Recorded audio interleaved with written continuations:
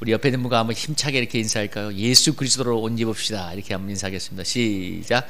예수 그리스도로 옷 입읍시다. 아멘. 예, 예. 우리가 살아가면서 날마다 매일 하는 행동이 있다면 바로 뭐 잠자고 먹고 일하고 하는 것도 하지만 또 매일 하는 행동이 중요한 게 있다면 옷을 갈아입는 것입니다. 아마 여기 계신 모든 분들 집에서 있던 그 복장 그대로 나오신 분들은 아무도 없을 것입니다. 그죠? 뭐 잠옷이나 추리닝을 입고 오진 않잖아요. 예배 올 때는 예배에 맞는 정장을 하고 있고 직장에 나갈 때는 직장에 맞는 옷을 입지 않습니까? 군인은 군복을 입음으로 군복무를 하고 경찰관은 경찰관 복장을 함으로써 또 업무를 하게 됩니다. 경찰관이 추리닝을 입고 근무를 한다고 할 때 그게 불가능한 것은 아니겠지만 이신과 권위가 서지 않는 거죠. 여러분, 경찰관은 어디서 권위가 나오나요? 그 복장에서 나오는 거 아닙니까? 딱 보는 순간. 결혼식장에 갈 때 정장을 하지 않고 편한 복장으로 가면 사람들은 예의가 없다고 할 것입니다. 이처럼 사람들은 어떤 장소나 일의 성격에 맞게 그에 맞는 복장을 하고 살아갑니다. 그래야 살아갈 수가 있는 거죠. 그리스도인으로서 살아간다는 것도 마찬가지인데요. 우리 그리스도인들은 군인이 군복을 입고 군복무를 하는 것처럼 그리스도인으로 살아가려면 예수 그리스도로 옷을 입어야 됩니다. 그래서 오늘 5절하고 11절에 보면 옷 입는다는 단어가 계속 나오고 있는데 예수 그리스도로 옷 입으려면 먼저예요. 여러분 한번 생각해 보세요. 먼저 옷을 입으려면 뭐죠? 지금 입고 있는 옷을 벗어버려야 됩니다. 오늘 그래서 두 번에 걸쳐서 다음 주와 함께 설교를 할 건데 예수 그리스도로 옷 입으려면 먼저 그 다음 단어가 뭐냐면 지금 입고 있는 옷을 벗어버려야 되는 거죠. 그래야 제대로 예수 그리스도로 옷 입을 수가 있는 것입니다. 여러분 예수님의 옷을 덧입는다고 할 때 지금 있는 이 옷을 입고 그 위에다 덧입는다면 그게 얼마나 우스운 꼴이 되겠습니까? 그래서 우리가 먼저 예수 그리스도로 제대로 옷을 입으려면 지금 벗고 있는 옷을 먼저 벗어버려야 됩니다. 어떤 옷을 벗어버릴까? 오늘 두 가지로 한번 살펴볼 건데요. 5절과 6절을 여러분 한번 같이 한번 읽어볼까요? 먼저 벗어볼까요? 한번 읽어보겠습니다. 시작. 그러므로 땅에 있는 지체를 죽이랴. 곧 음란과 부정과 사욕과 악한 정욕과 탐심이니 탐심은 우상 숭배라. 이것들로 말미암아 하나님의 진노가 임하느니라. 아멘. 먼저 벗어버려야 할 옷이 오늘 이 5절부터 9절에 보면 크게 두 가지가 나오는데 하나는 5절부터 6절은 마음속에 있는 벗어버려야 될 죄악의 옷에 대해서 말하고 있고 9절부터 10절까지는 행위의 옷을 얘기하는데 구체적으로는 말에 대해서 얘기하고 있습니다. 먼저 우리가 벗어버려야 될 마음의 옷, 죄악의 옷들인데요. 5절 6절을 보면 오늘 성경에 보면 땅에 있는 지체, 음란과 부정과 사욕과 악한 정욕과 탐심을 죽이라고 말하고 있습니다. 아주 강한 용어로 경고를 보내고 있는데 특별히 탐심에 대해서는 우상 숭배로 인해서 이로 말미암아 하나님의 진도가 임한다고 경고를 하고 있습니다. 탐심은 무엇인가를 가지려는 과도한 욕망을 말하는데요. 사람의 마음에 탐심이 들어오게 되면 만족을 할 줄 모르게 되고 또 그러한 욕구불만들이 또 다른 죄악과 시험을 낳게 됩니다. 그래서 우리가 살펴보았던 디모데전서 6장 6절에서 10절에 보면 자족하는 마음이 있으면 경건에 큰 이익이 되지만 그러나 9절 10절에 보면 부하려 하는 마음과 돈을 사랑함이 파멸과 멸망과 시험과 올무에 빠지게 할 거라고 경고를 보내고 있습니다. 자족함이 없는 마음, 부하려 하는 마음이 시험과 올무와 어리석고 해로운 욕심에 떨어지게 한다고 하잖아요. 제가 저번에 한번 말씀드린 것처럼 직장인의 70%가 주식을 한다고 하는데 10년을 저축해서 얻은 이자 소득보다도 내가 지금 투자한 주식에 주가가 뛰면 며칠 만에 그 이자 소득 이상을 벌어들이게 된다면 그러니까 사람들이 눈이 뒤집혀서 주식을 하고 있습니다. 이를 요즘 용어로 동학개미라고 표현을 하는데요. 여러분 왜 개미라고 표현하는 줄 아십니까? 이건 제가 나름대로 상상력을 발휘해 본 건데 아마 시골에 사신 분들은 개미가 나뭇가지에 올라 있는 것을 보신 적이 있을 거예요. 근데 여러분 우리 옷에 개미가 붙으면 어떡하나요? 툭툭 털어내야지 개미가 떨어지잖아요. 개미가 수많은 개미가 나뭇가지에 있으면 그 나뭇가지를 훌훌 털어내면 개미가 떨어져 내립니다. 여러분 주가가 올라가면 수많은 개미들이 그 주가에 올라타는데 소위 말하는 거대한 기관 투자가들이 한번 주가를 활활 털면 수많은 개미들이 우수수수수수 떨어집니다. 그래서 결국 극소수의 개미가 살아남아서 거기에서 돈을 벌거나 나머지 99%는 남 좋은 일을 시키게 되는 것이지요. 그래서 장기적인 투자의 개념으로 이렇게 우량주에 투자하는 것을 권하는 분도 있는데요. 그 정도는 납득이 됩니다만 아무도 가늠할 수 없는 주식시장에서 마이너스 통장까지 만들어서 주식을 한다고 하니까 참 걱정이 되는 일입니다. 제가 부교육자 때 우리 남편 몰래 주식을 했다가 1억 8천을 말아먹었던 여집사님이 10년간 고생을 했어요. 그러면서 성경 공부 때마다 와서 자기의 속마음을 얘기하는데 이게 사는 게 아니라고 하더라고요. 근데 그분과 얘기를 하다가 그분이 꿈 얘기를 하는데 자기가 한번 꿨던 꿈 얘기를 하는데 꿈이 어떤 꿈이었냐면 교회에 십자가를 세운 그 첨탑 밑에서 자기가 기도하는데 하늘에서 빛이 내려오는 꿈이었습니다. 제가 그 꿈을 듣는 순간 뭐라고 얘기했냐면 당신의 사명은 교회 와서 기도하는 거야. 근데 이분이 교회 와서 기도할 때 내가 그랬거든요. 당신이 교회 와서 기도하며 주님 앞에 그렇게 서 있으면 하나님이 당신의 가정과 자녀들을 정말 아름답게 축복하며 인도할 것이다 했는데 그런 기도의 사명자가 주식 한 번에 잘못 빠져드니까 10년 동안 중리산이하면서 10년 세월을 정말 올무와 시험에 빠져서 헤매는 것을 보았습니다. 부하려는 욕심이 시험과 열무에 떨어지게 만드는 것이죠. 여러분 1억 8천 날아갈 때까지 그 사람이 여러분 그 돈이 날아갈 거라고 믿고 했나요? 다 아는 사람들 돈 벌 거라고 생각하고 시작하잖아요. 그런 사람이 어디 한두 명뿐이겠습니까? 직장인의 70% 간다니까 얼마나 많은 사람들이 시험과 올무에 빠지겠습니까? 돈을 사랑하며 일만하게 뿌리가 되며 부하려는 욕심이 사람을 파멸로 이끈다고 권고하고 있습니다. 자본주의 사회에서 욕망은 사람들을 움직이게 하는 힘인 것은 또 분명히 맞지만 필요일 향으로 가지고 싶은 그 탐욕이야말로 사람을 시험과 열무에 빠뜨리고 인생을 망하게 만들기도 합니다. 여러분 물론 열심히 노력해서 저축해서 버는 것도 필요하지만 여러분 돈이라는 게 사람을 쫓아와야 되잖아요. 그죠? 돈이 그렇잖아요. 사람은 2발인데 돈은 4발이 달렸다잖아요. 사람이 쫓아갈 수 없다고 하지 않습니까? 지나친 탐욕은 사람을 시험과 올무에 빠뜨리고 인생을 망하게 만드는데 여러분 탐욕이 한번 마음속에 자리 잡아 보십시오. 제가 오늘 대표적인 주식을 얘기했는데 피 같은 내 돈을 몇백만 원, 몇천만 원을 여러분 주식에 쏟아부었다고 생각해 보세요. 어디 하나님이 생각나겠습니까? 생각해 보세요. 그런 사람 마음에 어떻게 피 같은 내 돈 몇천만 원이 지금 들려있는데 주가에 왔다 갔다 할 따라서 내 인생이 바뀌는데 여러분 어디 하나님이 생각나겠습니까? 여러분 주가에 목을 매지 않겠습니까? 핸드폰에 있는 그 주식 그 앱에 들어가가지고 여러분 여기에 목을 매고 있을 거 아니에요. 기도하겠죠. 하나님 올라가게 해주세요. 우주수 한 번 하면 떨어져 내리는데 여러분 인생의 주인이 바뀌는 것입니다. 하나님이 나를 인도하는 게 아니라 주식이 나를 인도하고 돈이 나를 인도해 가기 시작합니다. 그러면서 시험과 올무에 빠지게 되는 겁니다. 저는 어제 본문을 묵상하면서 제가 기도를 하는데 이 하나님의 말씀에 대해서 저절로 아멘이 나왔습니다. 제가 인생을 엄청나게 오래 산 건 아니까 돌아보니까 결론적으로 보면 돈이 없어서 죽을 적으로 힘든 적도 없었고 환경이 힘들어서 죽을 지경이 된 적도 없었습니다. 제 인생을 보니까. 근데 하나님이 필요한 돈과 환경은 다 적절하게 공급을 해주셨는데 근데 내 마음속에 탐욕으로 인한 욕구불만과 여러 가지 죄악으로 인해서 영혼이 죽을 지경이 된 적은 있었습니다. 돌아보니까 여러분 이스라엘 백성이 광야 생활할 때 40년간 날마다 하늘에서 만나가 내려왔잖아요.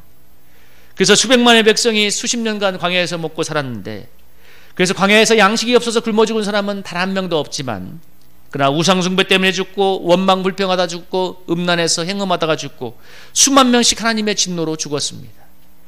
20세 이상의 성인은 원망과 불평하다가 광야에서 다 엎드려 죽었지 않습니까? 여러분 양식이 없어 죽은 게 아니라 죄 때문에 죽은 것입니다. 우리 마음속에 음란과 사욕과 탐욕과 죄악을 죽여야 됩니다. 여러분 돈이 없어서 인생 망하지 않습니다. 이거 우리가 오늘 분명히 붙잡고 가야 돼요. 얼마나 많은 그리스도인들이 돈이 내 인생을 결정한다고 생각해요. 아니요. 돈이 없어서 인생은 망하지 않고 죄 때문에 망하는 것입니다. 아니 그래서 하나님이 우리 인생의 광야에서 우리 속에 죄악에 죽게 하십니다.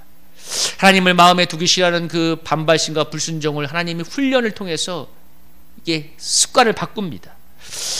주성화 기자라고 김일성 종합대학을 나온 이 탈북민인데 이 사람이 참 엘리트여서 대한민국에 와서 동아일보가 기자가 되었습니다. 지금도 십몇 년째 활동하고 있는데 이분이 얼마 전에 그 유튜브를 보니까 북한이 독재 체제를 유지하는 그 노하우를 하나 소개하는데 제가 그분의 설명을 들으면서 이해가 됐습니다. 특별히 북한이 평양 시민들을 대상으로 해서 매년 집단체조 이런 걸 많이 시킨대요. 그래서 유명한 아리랑이라고 하는 집단체조가 있는데 그게 몇 명이 참여하냐면 10만 명이 참여한답니다.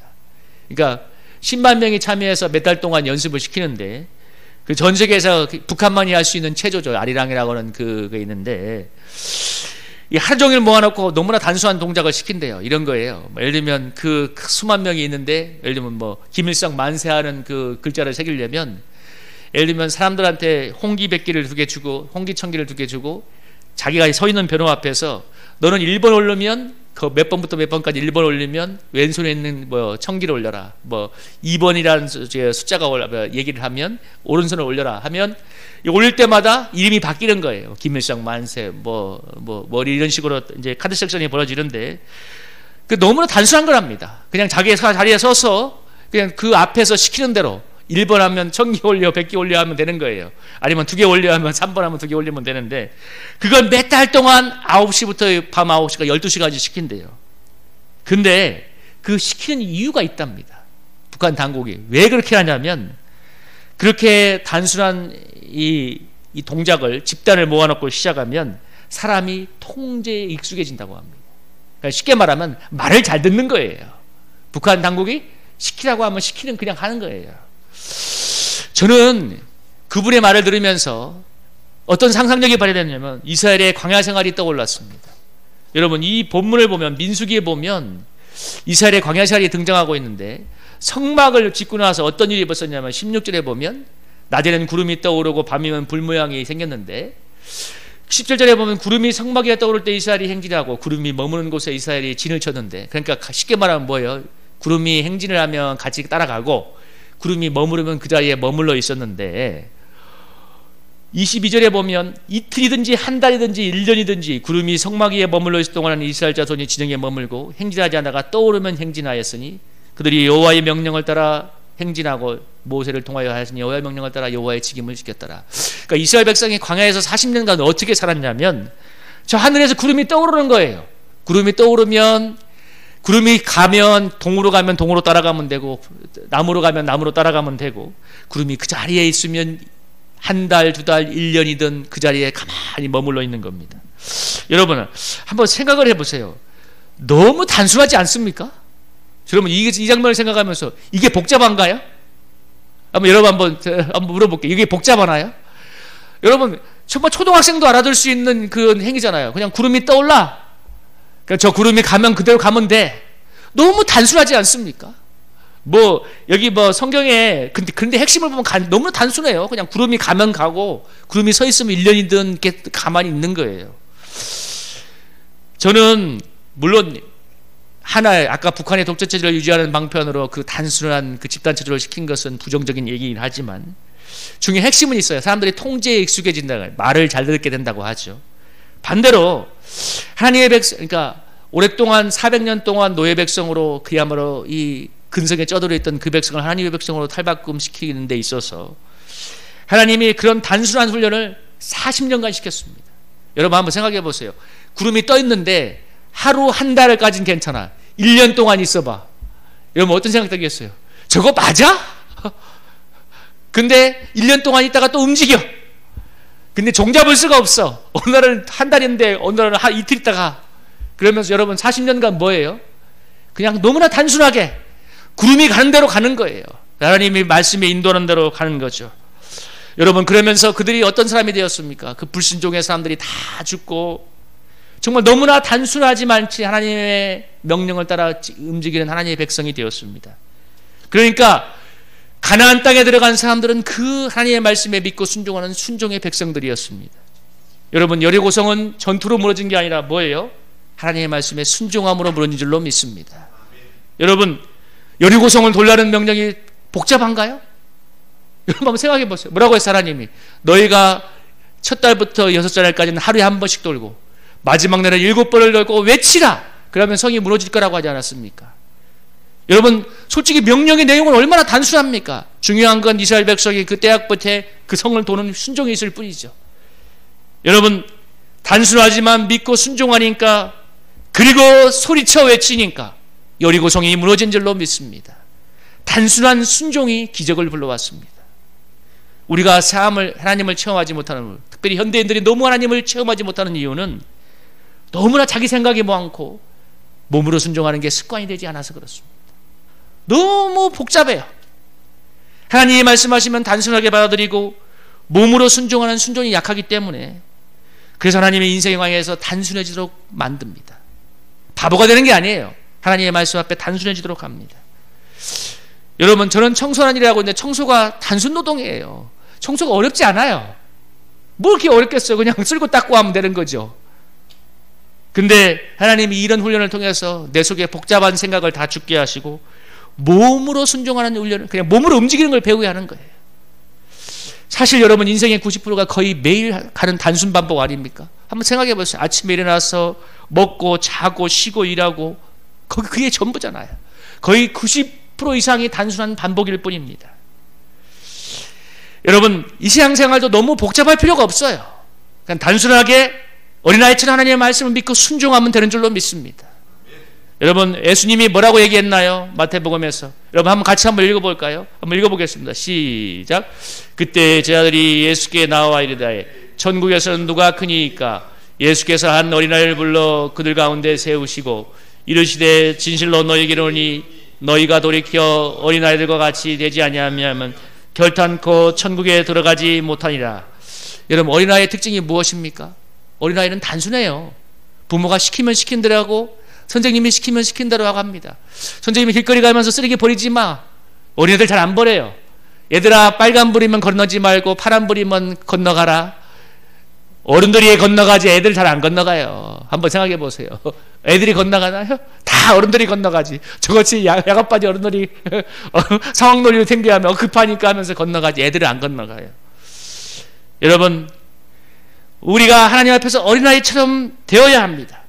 복잡한 생각, 꾀를 내려놓고 우리 생각과 우리 고집으로 살던 마음을 내려놓고 어린아이와 같은 주님의 말씀을 어린아이처럼 단순하게 순수하게 주님의 말씀을 믿고 순종해야 합니다. 그리할 때 천국이 임할 줄로 믿습니다. 5절 6절을 읽어보면 우리가 벗어버려야 할 마음의 옷이, 죽여야 될 마음의 옷이 죄에 대해서 말했다면 7절 9절은 뭐냐면 우리가 벗어버려야 될 행위에 대해서 말하고 있습니다. 특별히 7절 9절에는 뭐라고 했어요? 부끄러운 말을, 8절에 보면 너희 입에 부끄러운 말을 버리라고 얘기합니다. 7절 9절에서 아까 5절 6절이 마음에 대해서 말한다면 7절 9절이 행위에 대해서 얘기하는데, 그 중에서 특별히 오늘은 이 부끄러운 말에 대해서 바울이 말을 하고 있습니다.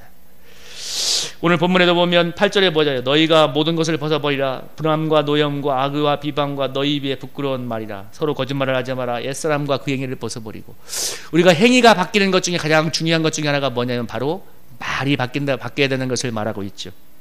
여러분, 말이 정말 권세가 있지 않습니까? 말 한마디로 천냥빚도 받지만 말 한마디로 원수가 되잖아요. 우리가 이 부끄러운 말을 하지 말아야 될 것은 뭐냐면 그걸로 사단이 근거 자료를 잡고 역사하기 때문에 그렇습니다. 여러분, 하나님께 감사와 찬미와 기도가 하면 그것이 천사가 향연으로 받아서 하나님께 올라가는 것이 하늘나라 보좌에 올라가지만, 우리가 하는 부끄러운 말, 죄악된 말들은 사단이 근거 자료로 삼다는 것입니다. 그래서 우리가 심중에 품은 어떤 생각이나 마음을 입 밖으로 나오게 되면 사단이 기다리고 있는 거예요. 그걸로 역사할 수 있는 근거를 담습니다. 여러분, 이번에 우리 다니엘 기도 이틀날에 박철원 선교사님이 그런 얘기 했잖아요. 암에 걸렸는데 암에 걸린 다음에 부교육자 시절 자기가 실현했던 것을 회개했다고 했지 않습니까? 암 환자 한번 신방 갔다가 누워있는 것을 보고 자기가 그랬다잖아요. 아이고, 나도 한번 암에 한번 걸려서 좀 쉬었으면 좋겠다. 근데 암이 걸리고 나니까 그때 그 말씀, 입술에 그 부정한 말이 생각이 나서 회개하고 하나님 앞에 치료시켰다고 하잖아요. 그러면서 하나님께서 암을 치료해 주셨다고 하는 고백하는 것을 들었습니다. 제가 전에 어떤 정말 마음에 안 좋게 생각하는 사람에게 악한 감정을 품고 저주 아닌 저주를 한 적이 있었어요. 아유, 내가 한번 걸리면 한번 손봐줘야지. 근데 제가 손봐준 게 아니라 손봐줌을 당했어요. 한번 정말 이게 노병처럼 당한 적이 있어요. 그때 내가 깨달은 게 있습니다. 아, 말로 함부로 하는 게 아니구나. 여러분, 제가 한번 저번에 말씀드렸지 않습니까? 이 개그우먼 이성미 집사가 새벽기도 하고 갔다 오면 게임하는 그 아들 뒤통수에 대고 늘 욕했다잖아요. 어휴, 너 뭐가 될래? 너 빌어먹을 놈 될 거야. 너 뭐가 더 쓸모없는 놈 막 이러니까 오늘 하나님의 마음에 감동을 주시기를 뭐라고 했어요? 네 입에 들린 대로 네 아들 만들어줄까? 하는 그 말을 들으니까 정말 마음에 솟으로 치는 듯한 이 전율이 오면서 회개하고 두 번 다시 그 얘기를 하지 않았다잖아요. 근데 어떤 역사가 일어났냐면 그 아들이 일주일 동안 욕을 안 먹으니까 어머니한테 찾아왔다잖아요. 엄마, 요즘은 왜 욕을 안 해? 그러니까 이성미 집사가 그랬대요. 아, 내가 기도하는 하나님이 네 이런 감동이 와서 내가 너한테 욕을 하지 않기로 했다. 그러니까 그 아들이 자기 여동생한테 그런 얘기 하더래요. 다른 자리에서 그 얘기를 하면서 무슨 얘기를 하냐면 하나님은 살아계셔. 그 얘기를 했대요. 그러고 나서 이 아들이 그 어머니의 변화를 보고, 이 말의 변화를 보고 어머니의 새벽기도를 따라나간 다음에 신앙이 자라기 시작해서 지금은 목회자로 살아가고 있다고 하지 않습니까? 여러분, 출애굽한 이스라엘 백성이 왜 광야에서 다 죽었습니까? 여러분, 민수기에 나오잖아요. 밤새도록 통곡하면서 뭐라고 했어요? 어찌하여 광야에 죽을 곳이 없어서 우리를 이곳에 끌고 나와 죽느냐? 그래, 차라리 애굽으로 돌아가는 게 낫겠다 하면서 밤새도록 원망하니까 하나님께서 27절에 뭐라고 했어요? 원망하는 말을 내가 들었다. 27절에 내가 맹세하는데 28절에 뭐라고 했어요? 내 귀에 들린 대로 내가 너에게 시행할 것이다. 광야에서 죽을 거라고 했으니까 뭐라 해요? 20장으로 계수된 사람은 너희들 말대로 해주겠다. 밤새도록 내가 광야에서 죽을 거라고 원망했으니까 광야에서 죽게 하겠다 해가지고 20세 이상의 사람들이 광야에서 다 엎드러질 때까지 하나님이 훈련을 했습니다. 여러분, 분노와 노여움의 말, 악의와 비방의 말, 거짓말을 버려야 하는 이유가 무엇입니까? 아무리 분노가 오라도 분노를 터뜨리게 되면 자기도 모르게 감정 섞인 말이 나오고 험한 말이 나오고 비방과 저주의 말을 마구 쏟아놓게 되고, 그러면 그것이 사단의 근거 자료가 된다는 것입니다. 사단이 참소하는 거죠. 하나님, 이 사람이 이런 말을 하고 있잖아요. 사단이 우리 입에 부정적인 말을 가지고 자료를 가지고 하나님 앞에 나가서 참소하면 합법적으로 사단이 우리를 공격할 수 있는 권리를 얻게 되는 것입니다. 회개하기 전까지는. 반대로 하나님 우리를 성화시키기 위해서 사단과의 시험과 공격을 허락하는 거죠. 여러분, 제가 체험적으로 깨달은 게 많이 있습니다. 말에 대해서 정말 많은 훈련을 받았어요. 제가 부교육자 때 담임 목사님 비판을 많이 했어요. 참 교만 아닌 교만이 많아서 이렇게 하면 잘 됐고 저렇게 하면, 비판을 많이 했는데 제가 성일교회 와서 담임 목사로 5년을 해보니까 가장 많이 회개했던 게 뭔지 압니까? 전에 담임 목사님들 비판했던 거예요. 해보니까 그게 아니야. 여러분, 우리 국가대표 축구 경기하면 전부 다 그러잖아. 저렇게 차면 되고 저렇게 차면 돼. 저걸 못 넣어? 자기가 한번 축구 해봐. 못 넣어. 여러분, 공원 아저씨 제대로 못 차요. 제가 담임 목회를 해보니까 말이 필요 없어요. 왜 담임 목사님이 그랬는지 너무나 이해가 되었고, 정말 만나면 죄송했다고 정말 사과라도 하고 싶었습니다. 여러분, 그 목사님들이 너무나 이해가 되고 함부로 비판하고 담임 목사님 편에 서지 못했다는 것을 정말 회개하게 되었습니다. 그래서 지금은 참 제가 봐도 함부로 비판하지 않으려고 노력해요. 저도 참 말을 막 직설적으로 하는 편이고 거침없이 하는 사람이었는데, 여러분, 내 죄와 허물을 깨닫고 주의 은혜로 산다는 것을 마음으로 느끼니까 비판과 판단의 말이 쏙 들어가 버립니다. 우리 분당 우리교회 이찬수 목사님이 우리 신대원에서 와서 사경회 때 그런 얘기를 했다니까요. 사경회에 오라고 하는데 이찬수 목사님 참 은혜롭잖아요. 설교 들으면. 그러니까 신대원 사경회에 오라고 하니까 가고 싶지가 않았대요. 그 이유가 뭐냐면 자기가 신대원 시절에 전수사들이 이렇게 여배에서 강사님들이 오면 어떤 반응을 했는지를 너무나 잘 알고 있기 때문에, 전수사들이 그러니까 거꾸로야 전수사들이 제일 교만해. 그러니까 늘 설교를 판단하는 거예요. 우리도 해봐서 알거든. 왜? 배웠다 이거지. 신학을 배웠기 때문에 나름대로 이 교만이 하늘을 뻗쳐가지고 얼마나 비판을 많이 하는지 몰라요. 그걸 알고 있으니까 자기도 가서 신대원 상에 가서 설교를 하면 전도사들이 어떤 반응을 할지 아니까 가고 싶지 않았다고. 그런데 그분이 그런 얘기를 했어요. 자기가 신대원을 졸업하고 쭉 목회를 해보니까 자기 동기들 보니까 다른 목사님들 비판하고 판단하고 했던 그런 전도사님들이 나중에 사역지에 가고 담임 목회로 가니까 하나님이 그대로 당하게 하더라는 것입니다. 놀라우리. 그러니까 그분이 그런 얘기를 했어요. 이찬수 목사님이 소름이 끼쳤다고. 자기 동료들 보니까 너무나 그게 하나님의 분명한 이게 징계가 느껴지더래요. 물론 부정적인 징계가 아니고 성화의 징계죠. 여러분, 제가 새벽에 일어날 때마다 차 안에서 하는 기도가 있는데요. 주님, 하루를 시작하면서 오늘도 감사와 찬미로 주의 이름을 높이고 주님의 은총으로 형통한 하루가 되게 해달라고, 또 우리 가족들과 성도들 지켜달라고 이렇게 기도를 간단하게 하는데, 이 감사와 찬미로 주의 이름을 높이게 하옵소서, 제가 이렇게 막 고민하고 한 기도는 아닌데 이렇게 늘 하는 기도였거든요. 근데 제가 그 기도가 응답이 되고 있다는 것을 느낍니다. 제가 왜냐하면 쉽게 짜증을 내고 불평을 잘하는 사람이거든요. 특히 신주를 닦으면서 많이 짜증과 불평을 내었는데, 근데 제가 한 8개월인가 닦게 되니까 그 짜증나는 신주 닦기가 최근에는 그렇게 불평을 하지 않게 돼요. 어젠가는 처음으로 신주를 닦는데 짜증은 안 내고 하나님의 주권을 찬송했습니다. 내가 다음에 정말 감사와 찬미로 하면 이걸 졸업하겠구나 하는 생각을 하게 되는데, 여러분, 왜냐하면 신주야말로 짜증의 본산이거든요. 짜증 나게 되는 장소인데 하나님이 그 장소에 계속 보내는 거예요. 왜? 그래야 옷을 벗어버리고 거기에서 감사와 찬미를 연습해야 정말 감사와 찬미의 입술로 거듭나기 때문에 그렇습니다. 여러분, 왜 하나님이 여러분 가장 싫어하는 거 반복 훈련시키는 줄 아세요? 가장 여러분의 이크 포인트로 사람을 보냅니다. 내가 싫어하는 사람을 만나게 해요. 야곱이 라반을 만나잖아. 그러면 야곱이 사기 쳤죠. 사기의 달인, 사기의 구단 라반 삼촌을 만나게 하잖아요. 20년 동안. 그래서 처절하지 만큼 야곱이 변화되게 만들지 않습니까? 여러분, 하나님이 우리를 변화시키는 지점이 있습니다. 잠언서에서 뭐라고 했습니까? 죽고 사는 것이 혀에 힘에 달렸나니 혀를 쓰기 좋아하는 자는 혀의 열매를 먹으리라. 무슨 말이에요?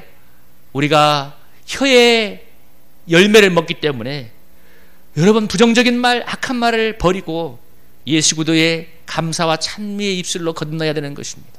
그래야 뭐예요? 그 입술을 열매를 먹는 것입니다. 사도행전 2장에 보면 오순절 성령 강림이 기록되는데, 성령 강림 때 무엇이 임했습니까? 성령이 임하니까 3절에 불의 여처럼 갈라져서 각 사람의 임하였더니 4절에 성령의 충만함을 받고 성령의 말하게 하심을 따라 다른 언어로 말하기를 시작하니라. 방언이 터졌다는 거예요. 물론 방언이 우리가 알아들 수 없는 용어로 하기도 하지만 이때 사도행전 2장에서 방언은 진짜 애국어를 한 것입니다. 왜냐하면 뒤에 보면 이렇게 얘기하잖아요. 자, 7절 8절에 보면 사람들이 방언을 하니까 이 갈릴리 무식한 촌 사람들이 각 사람의 방언으로 듣게 되는 것이 어찌 재미야 하면서 11절에 보면 우리가 다 우리의 각언으로 하나님의 큰일을 말함을 듣는도다. 그러니까 그들이 무슨 말을 한 거냐면 거기에 있는 모든 사람들의 그 참여했던 디아스포라 유대인들이 있던 그 이집트인이면 이집트어를 하고 그 나라에서 방언이 터졌다는 거예요. 그러니까 성령 충만에 성령 강림의 이 대표적인 지표 중에 하나로 여러분 보통 이 순복음교회에서는 방언을 들잖아요. 근데 이게 크게 세 가지 의미로 해석이 되는데, 첫째가 뭐냐면 11절에 보면 뭐야? 우리의 각언으로 하나님의 큰일을 말함을 듣는도다. 성령의 충만한 강림의 목적이 뭐예요? 복음의 증거라는 거죠.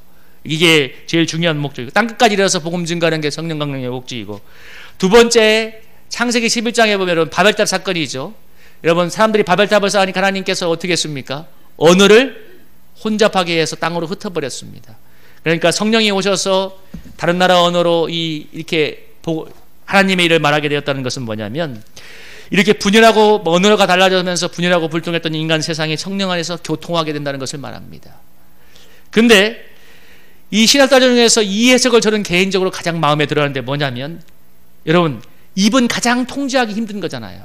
우리의 모든 것 중에서 마음도 통제하기 힘들지만 입이 가장, 그래서 여러분 야고보서에서 뭐라고 얘기하냐면, 야고보서 3장 7, 8절에서 모든 종류의 짐승은 길다릴 수 있지만 혀는 능히 길들일 사람이 없나니 쉬지 않은 악이요 죽이는 독이 가득하라. 모든 동물은 훈련할 수 있지만 길들일 수 있지만 혀는 길들일 수 없다고 합니다.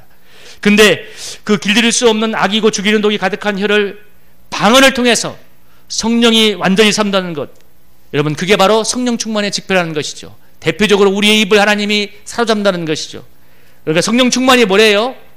성령이 우리를 온전히 다스리는 직표가, 그 성령 충만의 그 징표가 방언으로 온다는 거죠. 무슨 얘기냐면 하나님께서 우리의 입을 다스린다는 것입니다. 그게 바로 성령 충만의 중요한 징표라는 거예요. 여러분, 이 말을 좀 더 해석시켜 보자면 뭐예요? 가장 다루기 힘든 입술을 하나님께서 다스린다는 것은 뭡니까? 바로 우리를 완전히 하나님께서 다스린다고 통치한다는 그 의미인데, 다시 말하면 예수의 사람으로 반해야 되었다는 것, 성령 충만하다는 것은 우리의 이 언어 생활이 바뀌는 것을 말하는 것입니다. 여러분, 그게 구체적이면서 아주 중요하고 직접적인 변화입니다. 여러분, 성령이 오셔서 무엇이 바뀌었습니까? 여러분, 다른 나라의 언어로 방언이 터졌습니다. 우리의 입술을 성령이 다스리기 시작했습니다. 여러분, 입을 열면 부정적인 말, 악한 말, 독한 불신적인 말을 잘하는 사람들, 여러분, 입술을 회개해야 됩니다. 여러분, 이사야가 하나님을 만나고 나서 가장 먼저 했던 회개가 무엇이었나요? 이 성전에 계신 위대한 거룩한 하나님을 만나고 나서 뭐라고 했어요? 5절에 화로다 나는 망하게 되었더라. 나는 입술이 부정한 사람이요, 나는 입술이 부정한 사람 중에 거주하면서 만군의 여호와이신 왕을 배웠음이로다. 그러면서 천사가 와서 수술을 가지고 그의 입을 지지고 그의 죄를 깨끗게 하는 사건이 나오지요. 우리의 신앙의 필요에 따랐던 구체적인 징표는 여러분, 말이 바뀌는 것인 줄로 믿습니다. 거칠고 험한 말이 여러분, 부드럽고 온유한 말, 분노와 노염과 비방과 악의 말이 사랑과 온유와 겸손의 말로 바뀌는 것입니다. 저는 우리나라 정치가 바뀌려면 간단해요. 정치인들의 언어가 부드러워지고 세련되어지고 예의를 갖춰야 됩니다. 여러분, 지금 미국 여러분 한번 보세요. 정치가가 막말을 해대기 시작하고, 여러분, 이 나라도 맞아요. 정치가들이 막말을 해대기 시작하면 그 말이 그렇게 되면 세상이 그렇게 가는 거예요. 저는 그래서 오히려 정말 이렇게 어떤 경우에도 막말을 하지 않고 세련된 언어, 정말 예의가 있는 언어, 그런 언어를 하는 정치인들을 저는 뽑아야 된다고 많이 생각하는 사람 중에 하나예요. 여러분, 세상에도 그렇지인데, 여러분, 우리 그리스도인들이 부끄러운 악한 말들 버리고 여러분, 거듭나게 될 때 놀라운 하나님의 역사가 일어나게 될 줄로 믿습니다. 저는 청소하면서 혼자 습관적으로 욕을 잘했습니다. 뭔가 마음에 들지 않을 때. 근데 이거 정말 회개해야겠다는 생각을 많이 하고 이 본문을 통해서 회개하면서 이제 거듭나고자 결단했습니다. 우리가 인생의 광야에서 어린아이 같은 마음이 돼서 주님의 말씀을 단순하게 믿고 순종하게 되기를 기도합니다. 그러면 여리고성을 체험하는 기적이 찾아올 것입니다. 나아가서 우리 입술에 부끄러운 이 입을 버려버리고 주의 영광을 드러내는 감사와 찬미의 입술로 거듭날 때 놀라운 하나님의 영광을 보게 될 줄로 믿습니다. 여러분, 그런 은혜가 있기를 주님의 이름으로 축복합니다. 우리